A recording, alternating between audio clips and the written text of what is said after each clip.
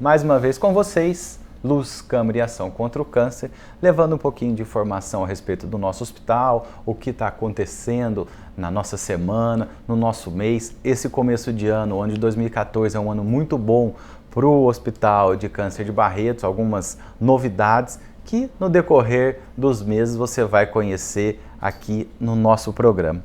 Lembre-se, todas as segundas-feiras às 9 da noite, com reprise aos domingos, 1h da tarde. E lembrando para os internautas, os aficionados por computador, estamos em todas as redes sociais, YouTube, Twitter, Facebook. Dê uma passadinha, curta, cutuque, assiste um pedacinho do nosso programa em qualquer uma dessas mídias. Estamos em todas.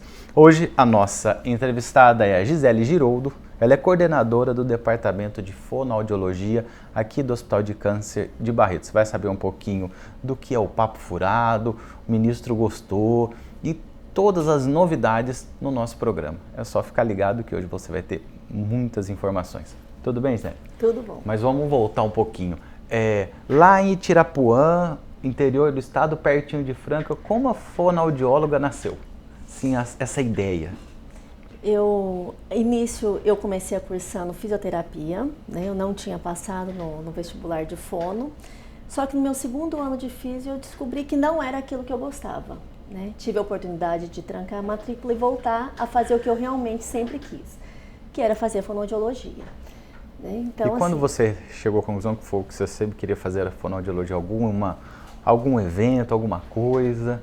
É que eu tinha aquela imagem formada que a fono trabalhava muito com fala, com deglutição, e era o que eu gostava. Né? E fisioterapia eu não conseguia encontrar esse prazer. Por mais que você mexesse com pessoas, você estaria melhorando a qualidade de vida, não era aquilo que eu queria. Né? Então, aí tranquei, voltei para fono e assim, realizada, sem medo de falar que eu errei, eu acho que era o que eu sempre quis. Mesmo antes de começar a faculdade, essa sua ideia de trabalhar com as pessoas, isso sempre lhe agradou? Foi um desafio? Essa proximidade? Trabalhar com pessoas é uma coisa com pacientes que necessitam? É uma coisa que você vai buscar o limite do outro, né? E na hora que você encontra e vê o que você conseguiu melhorar, isso é muito gratificante. Né? Então, você conseguir fazer uma criança, por mais bobo que seja, colocar um fonema certo, então isso te dá uma satisfação muito grande, né? Você devolve o ser humano para a sociedade de uma forma diferente. É porque falar é uma coisa tão simples, mas ao é uma coisa tempo, muito complexa e importante. É importante. Uma boa fala consegue chegar em limites que a gente às vezes não consegue. Né? Então, assim, um bom comunicador sempre abre portas. Né? Por isso que eu vou fazer um curso na fonoaudiologia em breve para vocês conseguirem entender melhor um pouquinho o que eu falo. Né? Vou marcar minha consulta lá. Já vamos fazer uma parceria. Bom, e durante a faculdade, alguma coisa na área de oncologia, alguma coisa que te chamou, te destacou ou não? A faculdade transcorreu normalmente? Eu entrei na fonoaudiologia já focada na área oncológica, porque tive problemas em casa, de família, com câncer de cabeça e pescoço, e aquilo me chamou muita atenção do trabalho que era feito. Aí eu decidi que era aquilo mesmo que eu queria. Então você já teve uma experiência com a fono, assim, antes da faculdade? Antes da faculdade. Aí, sim. Porque depois você vai explicar pra gente como a fono e a cabeça e pescoço, o que tem a ver uma com a outra, claro, são quase inseparáveis, mas você vai explicar isso depois. E isso fez fortalecer esses laços de vontade de trabalhar na área oncológica. Né? Então, terminada a faculdade, eu sempre quis levar a minha especialização para a área oncológica. Que quando eu cheguei aqui no hospital, eu fiquei uma semana em São Paulo, no AC Camargo, que é a nossa referência, né? E eu consegui ver que era realmente aquilo que eu queria. Era aquilo que você estava no lugar certo. E eu falei assim, e agora eu não quero outra coisa mais para a minha vida, né? Onde a paixão começou realmente. E quando você chegou aqui no hospital, como foi essa chegada? Então, geralmente as pessoas, quando a gente entrevista, falam, quando você chegou aqui no hospital, você levou algum susto, por causa do tamanho? Né? Não, era isso que eu queria, mas era o lugar que você queria, a especialidade, na verdade, era aqui. É que para quem está de fora, acha que é uma coisa impossível chegar até aqui, né? Principalmente para trabalhar. E aconteceu assim, que eu tinha acabado de me formar, a fono que implantou o serviço aqui, ela precisou de uma outra assistente que ligou na faculdade e eu fui indicada.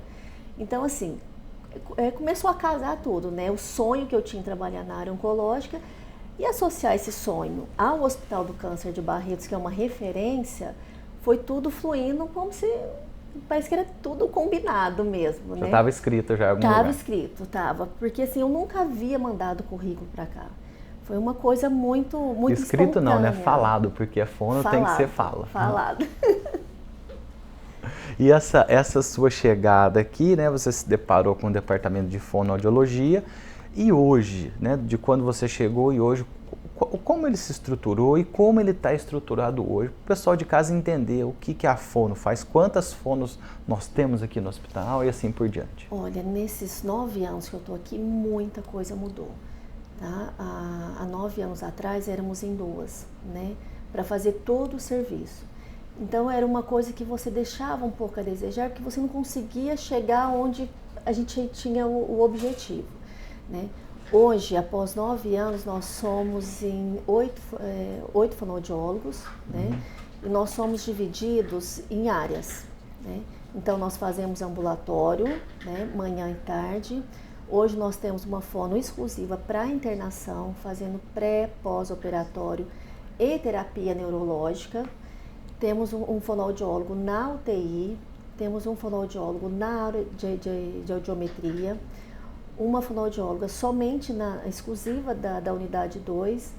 Então, assim, de 2 para 8, o nosso departamento deu um boom, né? Cresceu muito. E isso também veio de encontro a esse tratamento multiprofissional que o hospital oferece já há algum tempo, mas assim, agora muito mais profissionalizado para o nosso paciente, que vai sair sempre ganhando com isso, né? Porque a gente tem um relacionamento muito bom, principalmente com a cabeça e pescoço, que é o nosso carro-chefe, né, e com o odonto. Então é um trabalho em conjunto.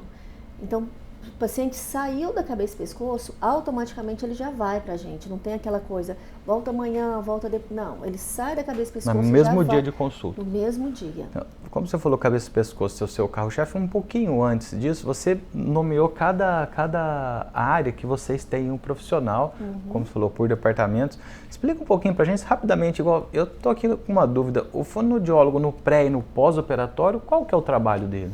No pré-operatório, ele vai reforçar o que o médico falou, em questão de cirurgia, né, de sequelas, de como vai ser a reabilitação. Então, a gente foca muito na nossa parte, né, de trabalhar a fala, trabalhar a deglutição, né? E no pós-operatório, a gente vai reforçar esse vínculo com o paciente.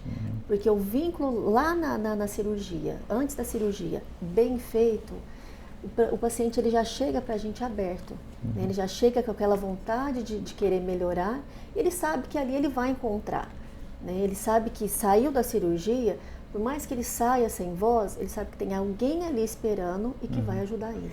Porque o pessoal de casa entender algumas situações, você imagina uma pessoa com câncer na língua que tem que retirar toda a língua. A gente nem dá importância para a língua, só a hora que morde ela um pouquinho, mas você não dá importância. A partir do momento que você começar a prestar atenção, que você fala, claro, tem outras partes do corpo, né? Mas a língua é importante na fala, a garganta é importante na fala. E por algum motivo, principalmente bebida e cigarro, essas estruturas são retiradas cirurgicamente, a pessoa que hoje fala, amanhã não vai falar mais. Não vai falar mais. Então esse é aporte que vocês dão para o paciente. Esse aporte que nós damos, porque assim, a voz é uma identidade, né? No momento que você se depara na situação, hoje, bem ou mal, ruim, pouco, eu estou falando, amanhã eu não vou estar falando. Como é que vai ser minha qualidade de vida em relação frente à sociedade? Né? Porque você não vai conseguir essa comunicação efetiva. Aí cabe a nós, né, com algumas técnicas, oferecer para ele uma melhoria, que seria algumas... como se fosse um tapa-buraco, mas... Que tem um valor... Que tem um valor significante. Porque também na área social, se você imaginar, eu não sei ler e nem escrever. Exatamente. Me sobrou falar. A gente não pensa nisso também, nem você em casa, nem nós aqui. Né? Se você for analisar, você não para para pensar. Eu não sei escrever, não sei ler, sei conversar. E de hoje para amanhã eu paro de falar. Então é uma coisa... socialmente muito importante também. E que causa uma barreira muito grande, né? Ele fica restrito à família, que geralmente é o cuidador, mas a vida social ele não vai ter mais. Ele não vai ser o interlocutor ali na conversa mais. Então esse trabalho começou lá no ambulatório, né, e passou. Mas também nós vamos falar de todas as outras áreas. Na UTI você falou que tem também, né? Na UTI, no ambulatório e na cabeça e pescoço. Na cabeça e pescoço, na área neurológica, né? Porque hoje os pacientes neurológicos, ele tem um déficit de deglutição muito grande, dependendo da área do tumor, né? E às vezes não pega só a deglutição. Bom, mas isso você vai contar pra gente já, saber como a fonoaudióloga, ela interfere, claro, ajuda o paciente na área da deglutição. Você imaginava que para você engolir você tem que saber o que você está fazendo? Você vai descobrir isso no nosso próximo bloco. Não deixe de acessar o nosso site www.hcancerbarretos.com.br. Voltamos já. Fique agora com o quadro Aconteceu.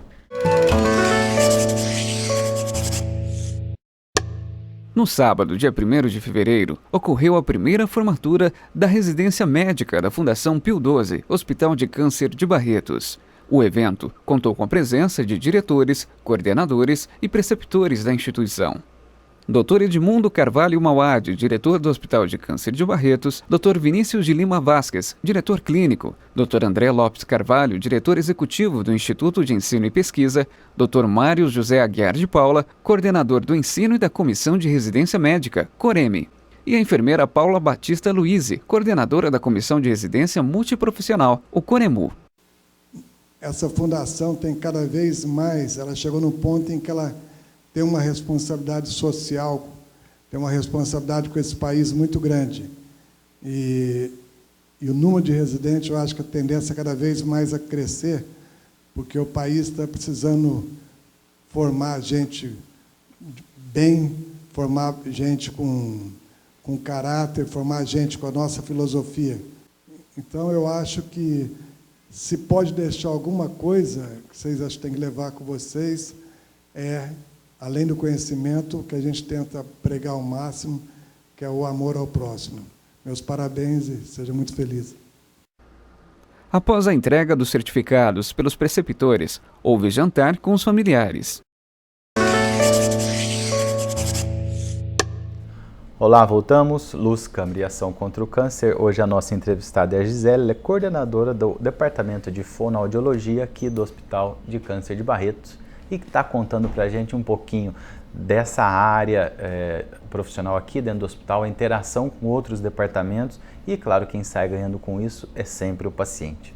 Eu deixei a pergunta no bloco anterior, você não sabia, nem eu sabia também, muito menos, qual a importância e a dificuldade da deglutição, mais conhecido como engolir.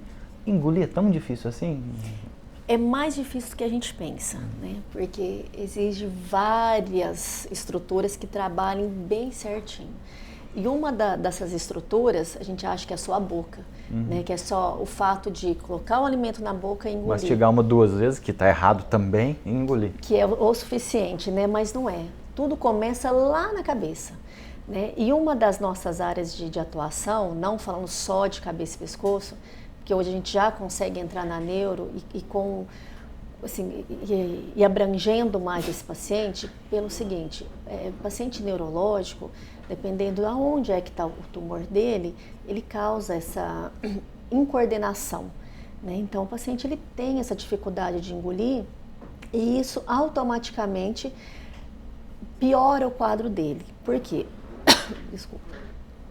O paciente que não engole bem, o alimento desce para o lugar errado. Essa descida para o lugar errado causa a pneumonia. Então, o paciente que termina uma cirurgia, que tem tudo para ir embora 2, 3 dias depois, se ele pega essa pneumonia, é um fato agravante para ele ficar mais um tempo aqui. E vai piorar cada vez mais o quadro dele. E vai piorando mais. Então, onde é que a gente entra aí? Paciente com queixa, qualquer queixa do engolir, a gente faz uma avaliação inicial e entra com uma terapia, né? E geralmente a gente não fica só nessa área de engolir no paciente neurológico, né? A gente tem muito aqueles... Tem distúrbio de fala também, né? Porque... Tem, e é engraçado que quando a gente entra para cuidar desse paciente, o acompanhante fala assim, e olha, ele está falando todo atrapalhado, mas esse todo atrapalhado, eles não conseguem associar que é uma lesão, que é por conta da lesão. Da cirurgia, né? Da cirurgia, que por algum motivo mexeu no mecanismo dele ali de fala e que agora a gente vai ter que adequar essa fala novamente. Né? Então, na neurologia a gente faz basicamente deglutição e a parte de fala.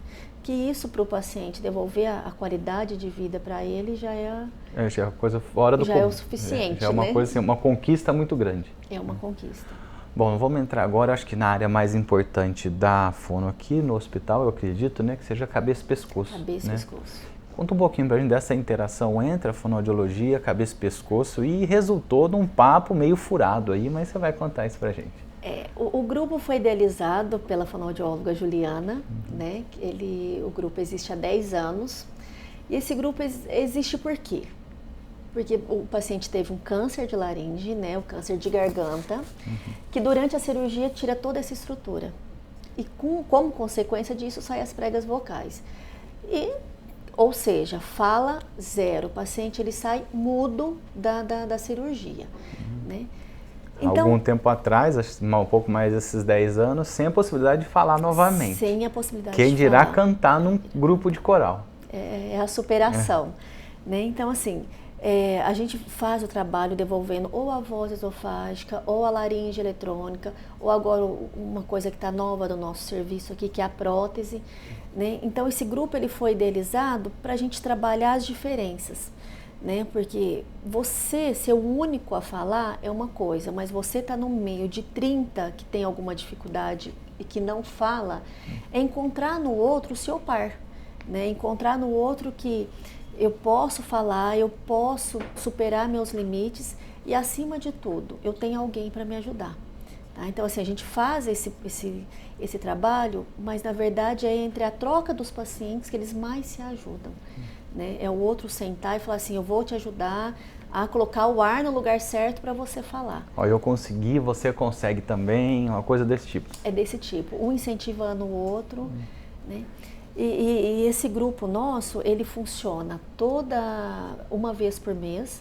Né? E foi engraçado que a gente sempre idealizou, mas nunca pensou em levar ele com tanta... Né, pensar de chegar onde chegou. Tanto é que o ano passado a gente, fazendo o fechamento do grupo, que é feito todo novembro, né, a gente faz uma festa de final de ano, com um amigo secreto. E esse ano foi lá no rancho do seu Henrique. Né, e nós convidamos ele para ir assistir, que todo mundo queria a presença dele. E ele ficou super emocionado na hora que chegou a proporção, que acho que ninguém imaginava como era. Né? E foi feito o convite lá para a gente recepcionar o ministro, né, quando ele veio na inauguração aqui do hospital. E foi uma coisa muito surpresa até para a gente, que a gente não imaginou chegar onde pudesse ter chegado. Né? Então, assim, o grupo recepcionou o ministro, que também ficou tão emocionado quanto, né, de ver, de saber a história do Papo Furado, das conquistas. Porque quando nós começamos, era um grupo de 9 pessoas. E como essas pessoas, assim, elas são escolhidas? Claro, tem que ter a cirurgia, isso que você vai falar, mas assim, a pessoa, você apresenta o grupo, fala, dá uma passadinha lá, conversa, ou eles já, é uma coisa que já se espalhou? É que assim, a gente, na verdade, convida, né? Explica sobre a reabilitação. Antes da cirurgia ou depois da cirurgia? Antes da cirurgia. Antes da cirurgia. Começa lá no pré-operatório, lá na internação. Esse paciente, ele chega pra gente e aí a gente conta um pouquinho sobre o grupo e conta também a experiência de outros pacientes. E quando ele acha no outro a possibilidade de voltar a falar, o convite ele aceita a primeiro momento. Não, eu vou quando que é ele a assiste família... uma reunião antes da cirurgia? Ele assiste a reunião porque ele está numa fase que às vezes ele ainda não está pronto para a reabilitação, ainda não foi dado o aval da cabeça e pescoço. Mas a família ela fica muito empolgada, porque ela encontra no grupo a possibilidade de voltar a falar. Né? Porque o paciente ele tem aquele período do luto, da questão da fala, então a família ela encoraja o paciente a participar e a reintegrar esse grupo, né? A mostrar o quanto isso vai ser bom para ele. E essas reuniões são semanais, pessoas de todas as cidades? Como é formado esse grupo? Homens, mulheres? Esse grupo tem uma coisa curiosa, porque existe, né, homens, mulheres, e a gente fez um noivado nesse grupo, entre os pacientes. Né? Então, assim, uma coisa que era impossível, relacionamento, aconteceu um noivado. Então, né? além de cantar, os pacientes também estão ali paquerando, um olhando para o outro, um cantando para o outro. Porque é aquela coisa, o diferente se atrai. Né? E ali, frente à sociedade, eles são diferentes. Só que naquele momento, para eles são iguais. E ali eles conseguem se encontrar. Né? Então, você encontrar no outro o como falar, o como agir, e até o como viver bem, né, entre casal. Então, uma coisa que chama a atenção é como eles conseguem essa interação. Tanto é que tem o noivado, né, que eles ficaram noivos no grupo, e a gente espera que o casamento venha logo em seguida. E vai ter o coral no casamento. E vai ter o coral. Bom, nós estamos conversando um pouquinho a respeito do grupo Papo Furado, que na verdade não é só um coral, é um grupo de vida dentro do Departamento de Fonoaudiologia, em parceria com o Departamento de Cabeça e Pescoço também. Você está conhecendo um pouquinho, sabendo como é que é essa recepção do ministro. O ministro ficou muito emocionado, vocês vão ver daqui a pouquinho, nosso próximo bloco. Vamos falar um pouquinho mais disso depois, vocês vão ver as imagens também, foi uma coisa surpreendente. Não deixe de acessar o nosso site www.hcancerbarretos.com.br. E como eu falei no início do programa, todas as redes sociais estamos em todos os lugares da internet. Facebook, Twitter, no YouTube. No YouTube os programas estão completos. Se você quiser assistir um pedacinho ou assistir o programa inteiro, pode ficar à vontade. Nós vamos ficar muito felizes em poder transmitir para você conhecimento, curiosidades e tudo que você quiser encontrar a respeito do hospital, você encontra no nosso canal no YouTube. Você vai ficar agora com o quadro Conhecendo e voltamos já.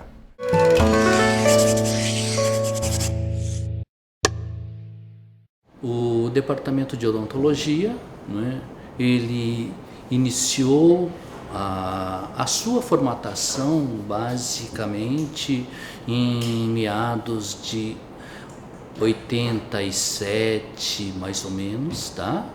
E fomos trabalhando voluntariamente na prestação de serviço aos pacientes de cabeça e pescoço, até que, com o aumento, né, no volume de atendimentos, em 93 foi oficializado a criação do Departamento de Odontologia.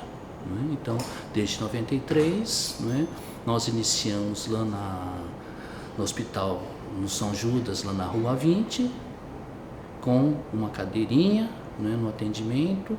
Contamos com a ajuda de alunos da Fundação Educacional de Barretos, nessa montagem. E fomos, com isso, ampliando o nosso serviço no sentido de inserir a odontologia no apoio aos pacientes com câncer. E hoje nós contamos, né, com 10 consultórios odontológicos, laboratório de próteses completas, tá, para a realização de tratamento nos pacientes da cabeça e pescoço, né, nos pacientes submetidos a transplantes de medula óssea, a quimioterapia e radioterapia em região de cabeça e pescoço. Tá? Prestamos assistência ainda na unidade de terapia intensiva, né? E na unidade 2, que é de cuidados paliativos, além, né, do Hospital Infanto-Juvenil, que nós temos odontopediatras para dar o acompanhamento, o suporte aos pacientes, né, nessa faixa etária. Dentre alguns serviços que nós realizamos aqui, né, tem o serviço de reabilitação, né, dos pacientes em região de cabeça e pescoço. Normalmente são grandes mutilações, né, onde perde-se estruturas, né, tanto estruturas da boca quanto fora da boca, como nariz, olho, orelha. E há necessidade, então, de devolver ao paciente condições para que, né, primeiramente, ele consiga exercer as atividades funcionais de maneira normal ou próximo do normal, tais como você fazer o paciente a comer ou fazer o paciente a falar. Essa pessoa, ela passa a conviver, né, na sociedade de forma menos desapercebido, né? E isso faz com que a pessoa ela tenha uma condição de vida bem aceitável, né? E isso com certeza auxilia e muito nas condições psicológicas do paciente. Voltamos, Luz, Câmara e Ação contra o Câncer. Hoje nossa entrevistada é a Gisele Giroldo, ela é coordenadora do Departamento de Fonoaudiologia aqui do Hospital de Câncer de Barretos. Está contando para a gente toda a estrutura do departamento e o mais importante, o grupo Papo Furado, que é um grupo de vida dentro do Departamento de Fonoaudiologia, como eu já disse, em parceria com o Departamento de Cabeça e Pescoço, que devolve, acho que não só a voz, né? Devolve a vida para o paciente também. Como você falou, teve até um noivado lá dentro do... Eu acho que como você definiu, né, que devolve a vida, eu acho que é isso mesmo que a gente consegue fazer, né? Porque você olha, você sente aquela necessidade que o paciente tem, você poder devolver um pouquinho para ele, eu acho que você, por pouco que seja a tua parte, a tua atuação, acho que para ele é muito grandioso, né? Chega a ser uma coisa assim emocionante mesmo de assistir o grupo. É sem palavras para falar do grupo, tanto vocês é que Isso vocês vão ter essa ideia já. Segura mais um pouquinho só, que no final desse bloco vocês vão ver o que ela está falando assim com essa paixão, com essa empolgação. Vocês vão conhecer e vão ficar também com certeza empolgados. Mas vamos lá, eles se reúnem uma vez por semana, uma vez por mês? Qual é a frequência e o número que tem de... Nós reunimos uma vez por mês, né? E quando nós começamos, nosso grupo era muito pequeno. Tanto é que ele era feito dentro de uma sala da quimioterapia. Ou seja, a gente precisaria de 10 cadeiras, era o suficiente para a gente. Uma salinha esquecida lá no fundo, lá era o grupo. Que não tinha o uso naquele dia que a gente precisava, com 10 cadeiras, sem muito luxo, né? Mas que foi ali onde tudo começou, né? Nós já passamos por todos os anfiteatros aqui do hospital, né? E hoje nós conseguimos ficar no anfiteatro central. Que é o maior, né? Porque vocês precisam de quantas cadeiras? De 10 vocês passaram para... 40. Então, 40 de 10 cadeiras. para 40 cadeiras, numa situação que é até um pouco, vamos dizer, complicada, né? Porque é um paciente que não tem a possibilidade de falar, você passar de 10 para 40 é uma conquista muito grande. É uma conquista grande. E a gente vê que eles se sentem muito valorizados, né? Porque a gente tem paciente de tudo quanto é canto. Nós temos desde de Rio Preto, que é encostado, até de Brasília, que vem uma vez por mês só para o grupo. Especificamente para o grupo. Então ele sabe que ele não vai passar em consulta, nada, só para o grupo. Então só isso é uma conquista a mais, né? Porque para o paciente deslocar tanto tempo, ficar disposto aqui de segunda, geralmente ele não consegue ir embora no mesmo dia. Ele não acha isso difícil, e por mais que não passe em médico, não passe em outra consulta, ele vem só para o grupo. E é uma realização, né? Porque é um período que a gente fica das 8 ao meio-dia com ele. Então, pelo tamanho da viagem, pelo tempo que é o grupo, é o amor que faz ele vir, né? É a vontade de compartilhar. Uma consideração muito grande por aquilo que vocês instituíram aqui para ele, né? Essa possibilidade. E eu acho que até uma forma também de retribuir, né? Bom, ela me ensinou a falar, então nada mais justo do que eu ir lá ajudar os outros a falarem também. É bem uma troca. Né? Vamos voltar um pouquinho, Zé, nessa história você falou, esse final aí, o final do ano passado, de 2013, né? O fechamento foi na casa, no rancho do Henrique, aí ele passou por lá para ver o que estava acontecendo. Você chegou a olhar alguma reação dele, prestar atenção? Como foi essa empolgação que ele ficou? Porque assim, o hospital é muito grande, ele sabe de tudo o que acontece, mas às vezes esse detalhezinho, ele se impressionou. Eu acho que assim, o papel dele é focar em procurar ajuda para que isso tudo não pare, né? É correr atrás do dinheiro para tudo funcionar. E eu acho que algumas coisa de paciente mesmo, ele sabe o carinho que todos têm por ele. Mas a admiração, eu acho que o susto ficou muito bem descrito nele, né? Porque eu acho que ele não esperava encontrar com tanta grandiosidade. E quando foi feito o convite, ele se dispôs o pessoal que era de mais longe, arrumar condição até para ficar aqui, Acho que é porque ele realmente, ele sentiu que aquilo ali é muito verdadeiro. Na hora da apresentação, que música vocês apresentaram para o Henrique? Nós apresentamos Noite Feliz, né? Que a gente estava aproveitando perto o do clima final do ano. natalino, né?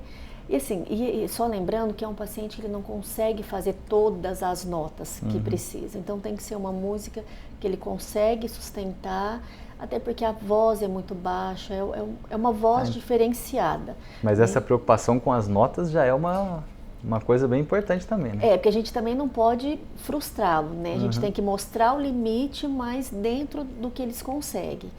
Então, aproveitando essa música, que é uma música fácil para eles cantarem, fácil assim, pra gente é fácil, mas para eles, por mais que a gente escolha uma música fácil, para eles ainda é difícil, né? Então, eu acho que juntou o clima natalino, a música, a empolgação que o Henrique teve com o grupo.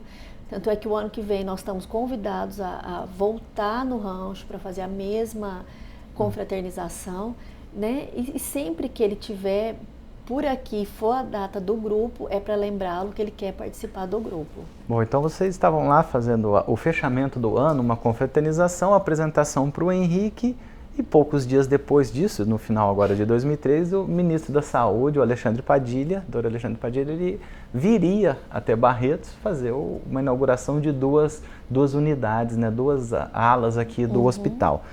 Como foi chegar assim, ou quem te avisou, quem avisou para o grupo e qual foi a reação dos pacientes? Vocês vão cantar para o ministro da Saúde, né, que é a pessoa mais importante na área da saúde, claro que faz toda essa gestão, que ajuda todos os hospitais e por aí afora, todos os pacientes. Ele é a pessoa mais importante na área da saúde, é o ministro da Saúde.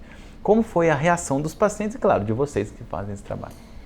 Na verdade, nós ficamos muito surpresos, porque assim, só de ter o reconhecimento do Henrique, saber o que era o nosso trabalho, para a gente já era de grande valia, presente de Natal. Era o presente. E na hora que terminou o coral, ele falou assim, de onde vocês são? A resposta a pergunta inicial foi, de onde vocês são? Tem muita gente de fora aqui? Aí fizemos um levantamento. Não, porque o ministro vem, ele viria na sexta-feira, né? Isso era na segunda, e eu queria que vocês apresentassem, ou melhor, eu queria que vocês recepcionassem o ministro.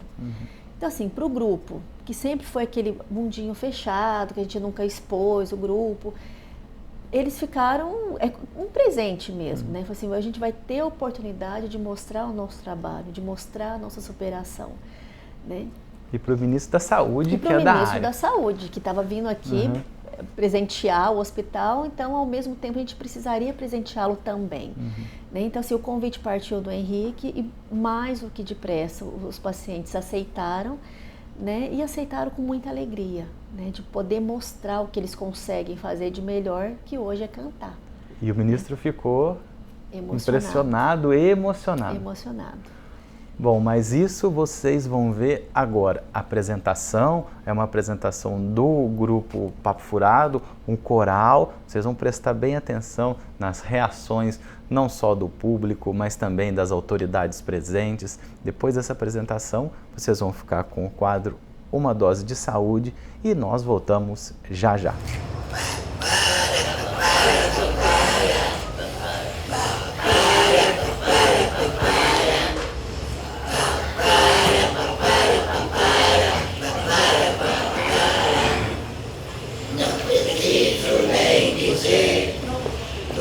Isso que eu lhe digo, mas é muito bom saber que você é meu amigo. Não preciso nem dizer tudo isso que eu lhe digo, mas é muito bom saber que você é meu amigo.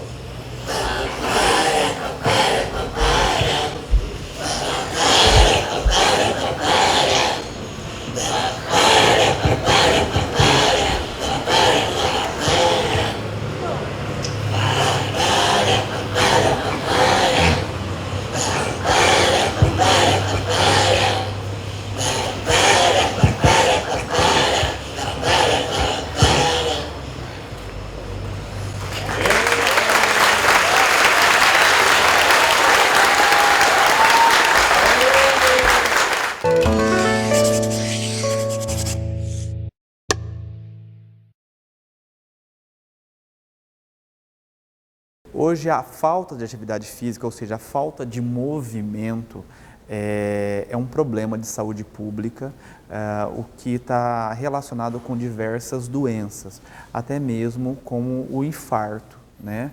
Que é a primeira causa de mortes por doenças crônicas não transmissíveis.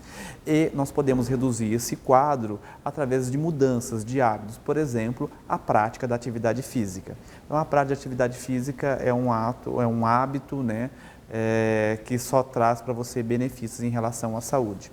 Sobre frequência, qual é a frequência que eu tenho que praticar essa atividade física?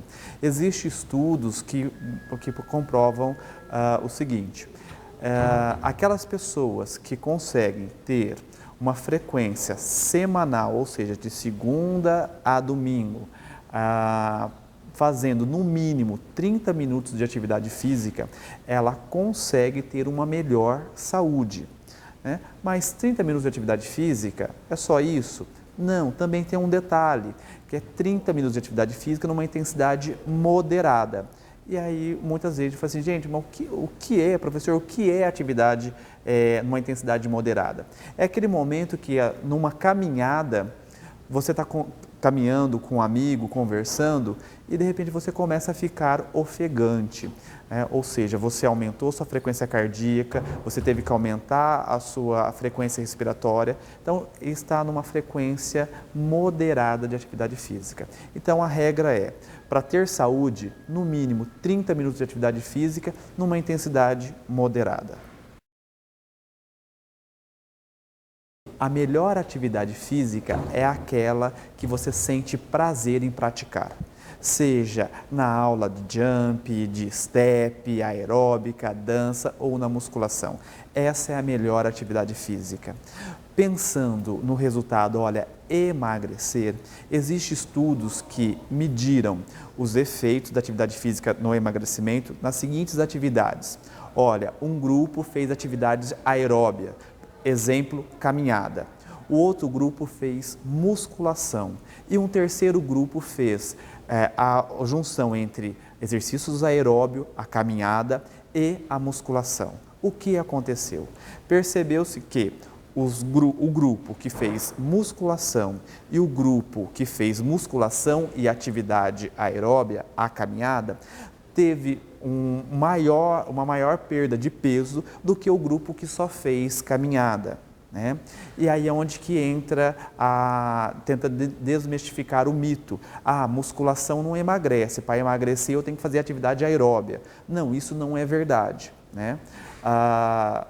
Durante a atividade aeróbia, vamos supor, você está lá na academia fazendo sua aula de step, sua aula de jump, sua aula na bicicleta. Durante o momento da atividade, você está consumindo como fonte de energia a sua gordura. Quando você termina essa atividade, por 20 minutos ainda você continua consumindo um nível maior de gordura. Enquanto se a gente for medir o consumo de gordura durante o exercício da musculação, ele vai ser muito menor comparado com a atividade aeróbica. Porém, a musculação, ela estimula o aumento do seu metabolismo basal, ou seja, o seu metabolismo de repouso. E aí é onde que na fisiologia nós dizemos, olha, a pessoa emagrece dormindo, porque os efeitos de emagrecimento da musculação não é durante a atividade, e sim no momento de recuperação. Então a musculação também é uma ótima atividade para emagrecimento e melhor ainda se você conseguir conciliar exercícios aeróbio e a musculação. A alimentação é fundamental para aquelas pessoas que querem alcançar o seu objetivo, seja no emagrecimento, seja no aumento da massa muscular, tá? Que o pessoal chama de hipertrofia. Né? Então, saber a ingestão calórica, ou seja, o quanto calórico é aquela minha comida, ou o quanto de nutrientes aquela comida me oferece, é muito importante. Então, dentro do processo de emagrecimento, a reeducação alimentar, atenção, não estou falando de dieta, estou falando de reeducação alimentar. É você ter novos hábitos, não restringir alimentos, mas saber combinar a proporção desses alimentos, ou seja, o quanto que você come, né? Então, se você faz uma reeducação alimentar, seja visando um emagrecimento ou uma hipertrofia, e se você associa com a atividade física, os seus resultados são melhores, são mais eficazes e você vai chegar ao seu objetivo muito mais cedo. E o porquê que eu falei que não estava falando de dieta? Pessoal, a dieta é algo restritivo, né? Por exemplo, uma dieta hipossódica para uma pessoa hipertensa, é aquela dieta sem sal, né? Então, eu escuto muitas pessoas, olha, eu restringi o carboidrato, eu só como proteína agora, né? Isso provoca algumas reações no seu metabolismo que pode desenvolver algumas doenças. E também chegar naquele efeito sanfona, que é, olha, emagreço, engordo, emagreço, engordo. Tem resposta para tudo isso. Porém, a minha recomendação é direta, reeducação alimentar e atividade física. Olá, voltamos. Luz, Câmara e Ação contra o Câncer. Gisele mostrou para vocês aí nessa gravação do último bloco o que foi a apresentação para o ministro do Grupo Papo Furado. Espero que vocês tenham gostado, né? E também, como ministro Henrique e toda a plateia naquele dia, tenham se emocionado com essa apresentação, né, Gisele? Bom, mas vamos continuar agora um pouquinho mais do trabalho da Fono na nossa instituição, protocolos com outras instituições, atuação em UTI, unidade 2, que é a unidade de paliativos. Então, continua contando para a gente essa história. Nós estamos fazendo uma parceria com o Hospital AC Camargo, que ali é a nossa referência em questão de tecnologia, de assistencialismo, né? E nós vamos receber uma visita agora. Não querendo ser bairrista, mas vamos passar isso a AC Camargo, né? Vamos passar. Já vamos ser a referência para o AC Camargo. Eu acho que Exatamente. Isso daí é para 2014, esse é o plano. E a gente vê que a gente não está longe, né? Porque o que eles têm de diferente da gente é só protocolo, porque em questão de assistencialismo a gente é muito melhor, né? E vai vir um fonoaudiólogo, né? Ele vai ficar aqui com a gente 2, 3 dias, porque nós estamos implantando algumas mudanças na UTI. Né? São os protocolos para a gente... Que são os protocolos para melhorar o atendimento. Porque a gente ia na UTI só para avaliar paciente neurológico. A gente viu que a nossa atuação não é só nisso, né? Que tem muita coisa que a gente pode fazer dentro de uma UTI. Né? Às vezes, paciente que acabou de tirar aquele tubo, a gente tem que trabalhar, porque ele vai ter uma dificuldade para engolir. E a gente sabe fazer isso, mas não tem o protocolo que faça essa parte burocrática. Então, a gente está buscando lá para implantar aqui, para ficar uma coisa mais redondinha, né? Já na unidade 2, hoje a gente consegue ter uma fono exclusiva ali, né? Que ele trabalha-se muito a qualidade de vida, né? O fim da vida com qualidade de vida. E uma coisa nova que antes a gente não conseguia fazer lá por vários recursos financeiros até, né, que era implantar um programa para comunicação alternativa. Né? Então, assim, o paciente está ali na fase final e ele precisa se comunicar de alguma forma e a família ela espera aquela última comunicação e por algum motivo ele não consegue mais a fala propriamente dita, a gente está instalando lá, né, um programa que ele vai conseguir comunicar com a família ou com o profissional que ele queira, né, essa comunicação alternativa. E como seria? Como ele falaria através de equipamentos? Através de um computador portátil, né, que é instalado esse software lá, e ele consegue passar para esse computador o que ele quer se expressar. Porque quando a gente fala comunicação, a gente pensa na fala. Né? E quando isso não existe mais, a gente precisa procurar outros recursos. Né? E a gente conseguiu chegar até nisso, até nesse programa que está sendo instalado agora, que provavelmente para o mês de fevereiro já está funcionando. Em março, pode ter certeza que vocês vão conhecer aqui no nosso quadro, conhecendo essa maneira de comunicação dos pacientes. Alternativa de comunicação.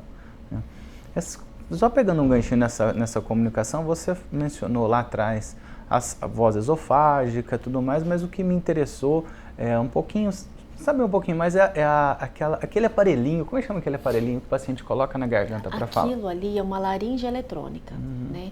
Ela vai substituir a garganta, né? É um aparelho, a bateria, né, que o paciente ele coloca e conforme ele vai articulando, vai saindo o som. Aquilo já foi muito usado, né? Só que por ficar uma voz parecendo de robô, o paciente ele tem alguma restrição em usar. Não são todos que conseguem aderir a esse aparelho. Né? Hoje o que a gente mais usa aqui no hospital é a voz esofágica, né? E com a vinda do Dr. Renato para o hospital, ele implantou aqui a prótese traqueoesofágica, né? Que para o paciente é uma fala imediata. Né? Você colocar uma válvula de fala na traqueostomia, né? Que é aquele que é o buraquinho, no pescoço. Ali dentro, aproveitando aquele buraco, é colocado a prótese, né? E o paciente ocluindo, ele consegue a fala. Né? Então, assim, para a gente também foi um avanço muito grande, porque não é todo paciente que consegue a voz esofágica, né? É uma voz super difícil de ser produzida, requer muita habilidade e muito treino.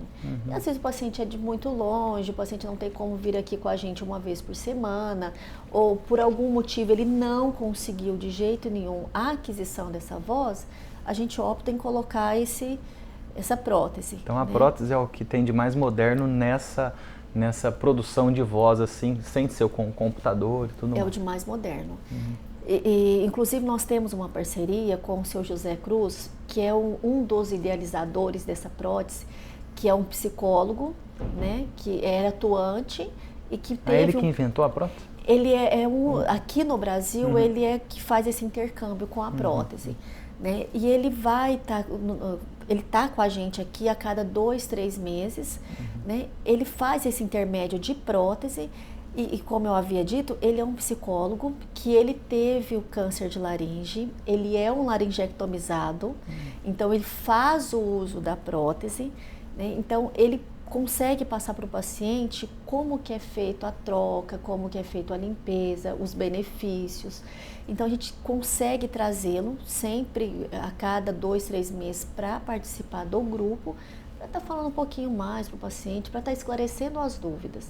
Né? Porque uma coisa é o médico explicar e outra coisa é um usuário explicar como é que é. Que aí o paciente sente aquela identidade ali na hora. Né? Ali na hora. Aí sabe, eu quero colocar ou eu não quero, a gente sempre deixa isso bem colocado, né, à vontade do paciente, naquele momento. O que é? A voz esofágica tem as suas limitações, mas ao mesmo tempo é uma coisa natural, né, fica uma coisa dele, né, independente de trocar a prótese ou não, a voz esofágica é dele e ninguém tira, né. A prótese tem algumas intercorrências que pode vazar, o paciente tem que voltar mais vezes no hospital, a gente deixa isso muito bem esclarecido. Você vai optar por aquilo que você quer. E agora uma pergunta, até acho que ninguém faz muito essa pergunta, mas eu fiquei curioso. Qual a sua taxa de não aceitação do grupo ou de todas esses recursos para a pessoa voltar a falar? Claro, é uma situação difícil, é uma hora difícil da vida do paciente, provavelmente depois ele fala, não, eu quero participar sim, mas vocês têm essa taxa de não aceitação de todos esses recursos que a gente coloca a favor do paciente ou isso não existe? Olha, existe. Existe porque é o momento que o paciente tem de luto, né? De elaborar aquela coisa da perda da voz, só que aí entra o trabalho em conjunto com o psicólogo. E nesses grupos o psicólogo ele atua junto com a gente, então ele faz essa parte emocional e a gente devolve essa parte de fala, né? Então assim, existe, mas é muito pequena e é reversível. Só naquele primeiro momento? Só assim. no primeiro momento, porque então... depois na hora que ele vê a luz no final do túnel, ali está a minha fala... Sim, claro, com esforço, dedicação, mas está próximo. Mas está próximo. Ele agarra essa oportunidade como se fosse única, né? E colabora muito com a gente durante esse período de tratamento. Bom, Gisele, muito obrigado pelas suas explicações. Eu acho que deixar só uma fala no final para os seus pacientes, ou então para a pessoa que está nos assistindo, será que a fono, essa profissão é interessante, não é? Você já sabia desde lá do comecinho que era a fonoaudiologia em oncologia que você queria, mas às vezes tem um telespectador que está na dúvida e com a sua fala ele vai conseguir achar essa luz no fim do túnel, ou então essa luz na vida dele. Porque a gente falou só sobre a fonoaudiologia na área oncológica, né? Mas a fonoaudiologia não é só isso. Ela trabalha com voz, deglutição, fala, comunicação, audição, né? Então eu acho que é um leque muito grande, né? Que nós estamos abertos e é uma área que tem tudo para crescer, porque trabalha diretamente com a qualidade de vida. Bom, muito obrigado. Você vai ficar agora com o quadro Trocando Ciência em Miúdos, mas não deixe de acompanhar a gente, como eu disse, todas as redes sociais, YouTube, Twitter, Facebook e também nos nossos programas. Segunda-feira às 9 horas da noite e aos domingos reprise à 1h da tarde. Muito obrigado e até breve.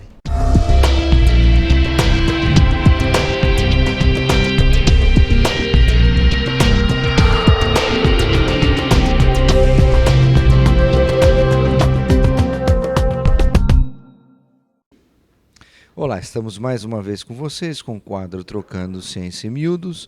Nós temos hoje como convidado o doutor Renato Capuzzo, ele que é médico cirurgião aqui do Hospital de Câncer de Barretos, do Departamento de Cirurgia de Cabeça e Pescoço, e está fazendo o seu mestrado aqui também na Fundação, um tema bastante interessante, que é sobre tumores de seios paranasais.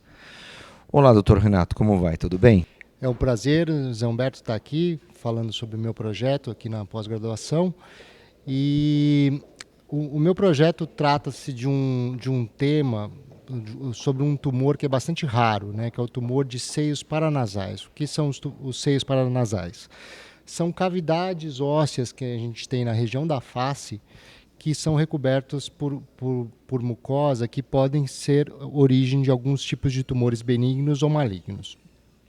Esses tumores normalmente são tratados com cirurgia e essas cirurgias normalmente causam grandes problemas para o paciente. Então, há frequentemente uma necessidade de fazer cirurgias que causam deformidades na face, que prejudicam a função do olho, ou que às vezes precisam expor o próprio cérebro, que está muito próximo dessas cavidades.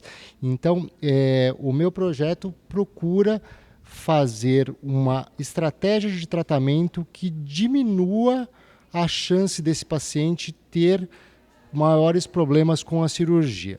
Então, o que seria essa estratégia de tratamento?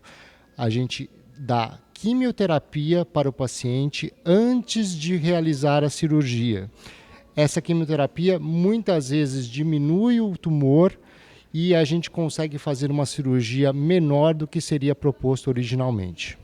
Esses seios paranasais, doutor Renato, é o local onde acontece a sinusite? O pessoal conhece por sinusite, mas não tem nada a ver a sinusite com esse tipo de tumor.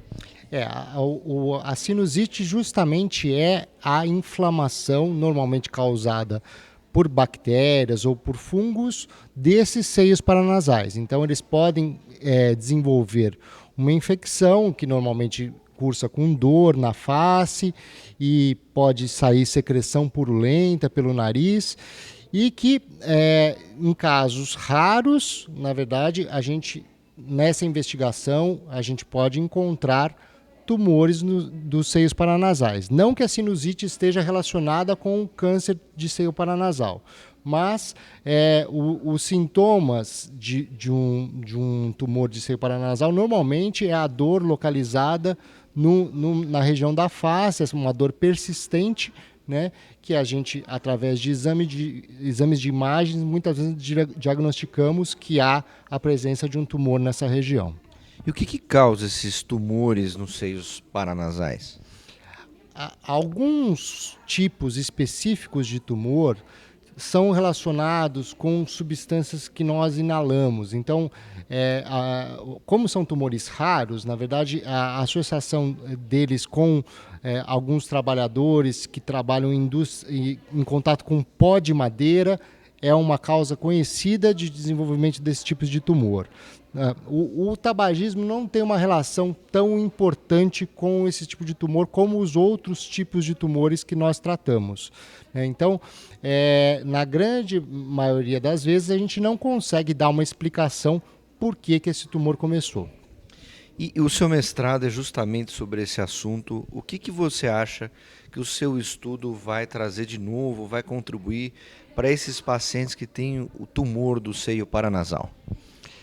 O tratamento para esses tumores normalmente é um tratamento muito difícil, tá? É um tratamento que a pessoa, após enfrentar esse tratamento, fica com muitas sequelas do tratamento. O que a gente espera é que a gente consiga uma mesma eficiência de tratamento com uma redução das sequelas que ele pode ocorrer. Então, nós pretendemos que o paciente consiga fazer uma cirurgia menor do que era proposta originalmente e que ele consiga manter uma função do globo ocular muito parecida com o normal após o tratamento, coisas que são difíceis de conseguir com o tratamento atual.